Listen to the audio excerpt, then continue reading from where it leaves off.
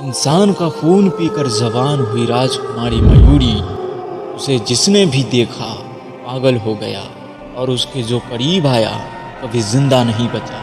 कहते हैं कि 3 साल की उम्र में मरी हुई एक राजकुमारी मयूरी को तांत्रिकों ने शैतान के जरिए जिंदा किया था, इसलिए उसकी खूबसूरती इंसानों को अपनी ओर खींच लेती। लेकिन पहली बार किसी इंसान ने मयूरी को अपनी ओर खींचा था, शिवा, जो अपने दोस्त जग्गू के साथ हवेली में आया था। मयूरी को देखते ही उसका दीवाना हो गया। मयूरी भी उसके करीब आती चली गई, लेकिन इस बार उसकी प्यास खून नहीं, कुछ और थी। शिवा सही सलामत था। वह मयूरी के साथ हवेली के उस हिस्सों में जाने लगा जहां बिल्कुल जाना मना था। फिर एक रात उसको वह मिला जिसके लिए वह हवेली में आया था, लेकिन तभी मयूरी ने उसे देख लिया और वह अपनी असली रूप में आ गई। मयूरी के असली रूप में आते ही हवेली का माहौल पूरी तरह से बदल गया।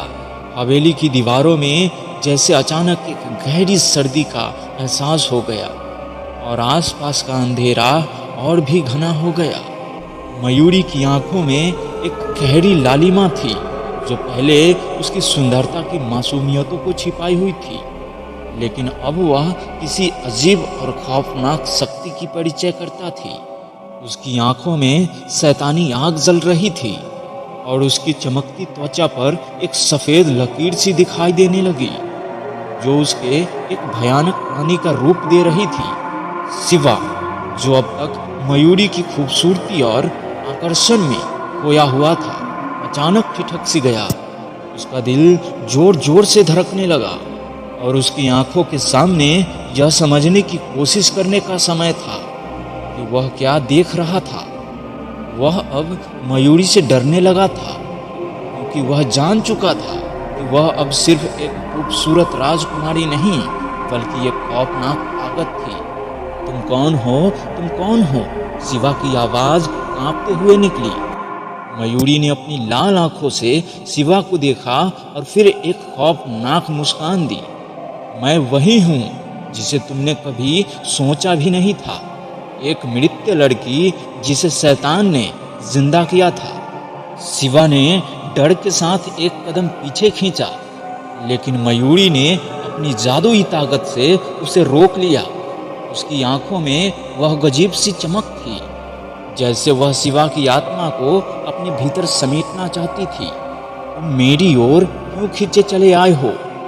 शिवा, मयूरी की आवाज में एक सम्मोहक लहर थी जो शिवा को अपनी ओर खींचने की कोशिश कर रही थी। शिवा ने खुद को संभालते हुए कहा, मैं सिर्फ हवेली में खो गया था। मयूरी ने धीमे से हंसी और फिर एक कदम और बढ़ाकर शिवा के पास आ गई। क्या तुम सोचते हो कि तुम सिर्फ खो गए थे? तुम यहाँ एक मकसद के साथ आए हो शिवा। हर इंसान जो हवेली में आता है उसके पीछे कोई राज होता है। इसी बीच शिवा को अचानक याद आया कि वह और उसका दोस्त जग्गू हवेली में क्यों आए थे।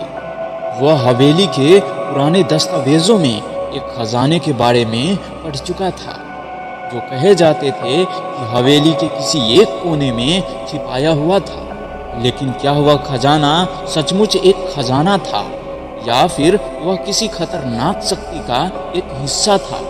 यह सवाल उसके दिमाग में घूस रहा था। अब मयूरी ने अपने हाथों से हवेली के दीवारों को छुआ और दीवार में एक दस्तावेज खुला। शिवा ने देखा वह दरवाजा कहीं और नहीं, सीधे हवेली के गहरे तहखाने की ओर खुलता था। मयूरी ने मुस्कुराते हुए कहा, तुमने जो कुछ भी ढूंढने की सोची थी वह तुम्हें यहाँ मिलेगा, लेकिन एक कीमत है शिवा। शिवा को समझ आ गया था कि वह अब किसी ऐसे रास्ते पर आ चुका था जिससे लौटने का कोई रास्ता नहीं था। वह डरते हुए लेकिन किसी अदृश्य ताकत से खींचे हुए मयूरी के पीछे तहखाने में चला गया। वह जानता था कि अब उसके पास कोई विकल्प नहीं था। मयूरी के साथ खींचे चले जाने का मतलब था कि वह अब अपनी जिंदगी के सबसे बड़े रहस्य से जूझने वाला था। जब वह तहखाने में पहुंचे तो वहां की दीवारों पर अजीब से प्रतीक बने हुए थे और एक बड़ी सी पत्थर की बेदी थी। मयूरी ने शिवा को देखा और कहा, ये जगह वह जगह है जहां तुम्हारी किस्मत तय होगी। शिवा की धड़कन तेज हो गई।